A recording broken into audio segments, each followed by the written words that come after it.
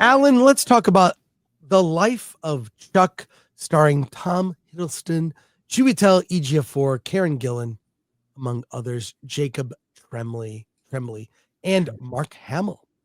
Tell me the story of The Life of Chuck, would you? It's a very simple story. Yeah, simple story. Life of Chuck is based on a Stephen King novella. It's 3 acts, and the third act, and it's done in reverse order. The third act stars Marty and Felicia, played by Chiwetel Ejiofor and Karen Gillan. They are a separated couple, but the world is coming to an end.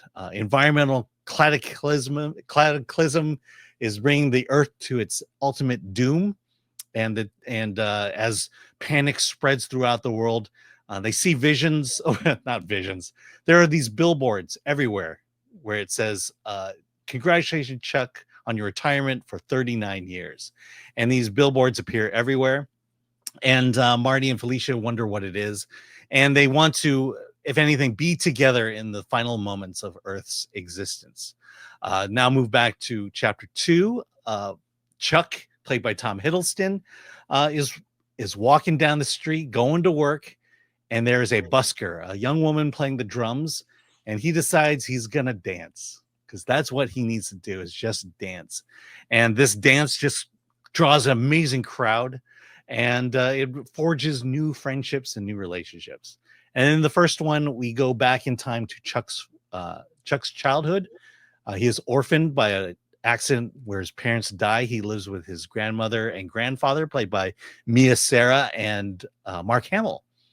And it's through this time that he gets an idea of what he wants to do with his future. He joins a dance crew because he learned dance from his grandmother.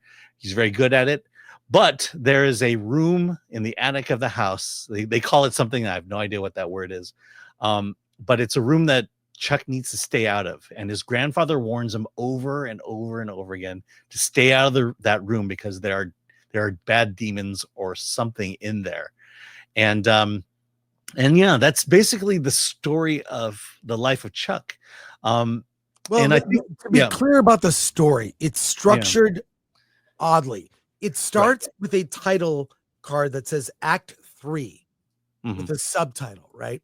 Then Act 2, and then Act 1. Yeah, I think I said that it goes in reverse. And it goes in reverse order of what could be chronological timeline. So it goes reverse. And you could be confused by it. It's structurally and narratively, and things from Act 3, 2, and 1 blend into each other. There's a young girl that we see on roller skates in Act 3 that shows up in Act 2. In Act 1. There's Act 2, a lot of little details that cross where it's like it even crosses timelines. It reminds me of a movie called Slaughterhouse-Five, which I loved as a kid. Watched that movie over and over again. It's based on the Kurt Vonnegut novel. It's kind of, in a way, the way we experience time is, we think time as being chronological, but you can experience different times of your life in the recesses of your brain. You can think of when I was a kid and did this. You can think of memories of family. You can experience time moving. And this movie, I think it's very easy to figure out at the end what happened in Act 3. It's very clear what happened in Act 3 once you've seen it all. It's confusing maybe when you're upon seeing it, chronologically, but it makes so much sense. It's beautiful. It's about the small moments in life. There's a whole speech Mark Hamill's character gives about math. 69. And that is amazing. Amazing. Some people are saying he should be get an Oscar nom for it. I mean, I didn't even know it was Mark Hamill until like the last scene with him in it. It was like, oh my God, that's Mark Hamill. He's very physically different. He changed himself. He's fat. He's fat as a must. He looks like Geppetto from Pinocchio. Fat Geppetto. really love this film. I went and saw it again last night. I think the marketing is a little, it's not deceptive. It's just It Tim. doesn't reflect the film. Yeah, it's like, but how do you sell this movie? So, I mean, Tim Hiddleston, he's not in the movie more than 20 minutes, but his character is in the whole movie, right? His character is the prevailing character, but at different stages of life. I think 4 different actors play him in the movie. Tom Hiddleston plays him, uh, the oldest version. And that whole thing of like, Chuck, thanks for 39 great years. Thank you, Chuck. That the weird campaign, like, what does that mean? What does that mean? Is it a meme? I will say that first act, which is act 3, with the world coming to an end, it's really somber. It's the earth is California's falling in the ocean. Fires everywhere. Volcanoes, like the internet's not working, the bees are gone, like it's the earth dying over the course of over a year. And how do people handle it? They're just like, whatever. You should probably mention that it's not. I can't get to work. Yeah, we should mention that it's not due to climate change. It's due to a different reason. There's not some big message. It's just the earth's just dying. They explain it. They explain it's not climate change. Yeah. And it's really sad, but what's really amazing about it, there's some great performances from people in bit parts. David Dastmalchian, very funny part in the opening of the movie, which is great. Yeah. David, we love David. Carl Matthew Lillard as a neighbor to Chiwetel Ejiofor. I've always liked Chiwetel. He's amazing actor, just great in everything. As a teacher, that's like, I'm trying to teach English literature, and the kids, like, he has parent teacher conference. All the kids are not doing well in school. Obvious reasons. The world is dying. What's the point? And it's really a beautiful film. If you're open to, I want to see a film that is, I hate to use these words because they're kind of a turnoff when I see it in a festival program guide, but it's very life affirming.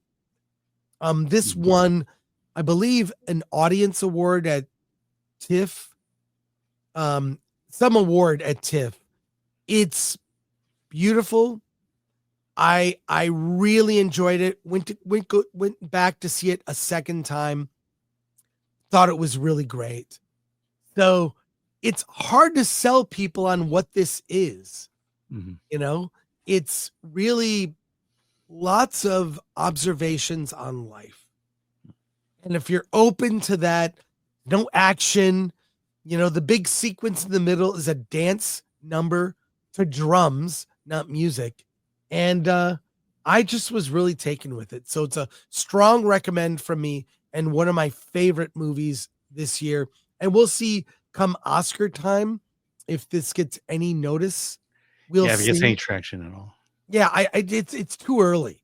But I don't know why you would release this in the summer. This is bad. This should have been a fall movie and push for awards consideration, but I really loved it. It's not going to be everybody's cup of tea. I'll say that. Not everyone's cup of tea. I think that's fair to say, Alan. Would you say? It's Yeah, definitely. If you want a straightforward film with a straightforward narrative, you're not going to get it here. There are things that happen that kind of pulled me out. Like, for example, the grandmother is cooking dinner on an induction stove in the 80s.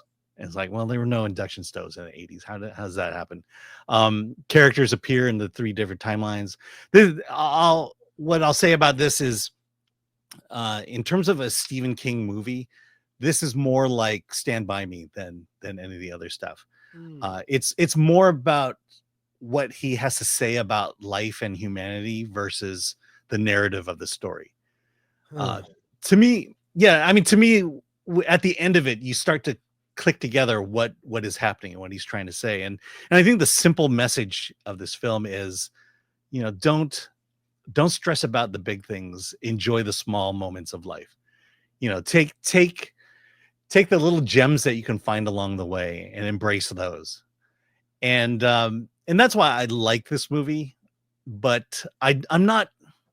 I've been reading what people have been saying about it, and I'm like, okay, yeah, I get why you love it, but I think you're too emotionally wrapped up in the movie, and in a way that I didn't come out with. But a good movie. But that's fair. Let me just, sorry to interrupt you, Alan. Yeah. This movie will hit people differently based on what stage of life you watch it, based on relationships you've had. The stuff with the junior high school kids learning dance is hilarious, with the dance teacher, that awkward stage of life.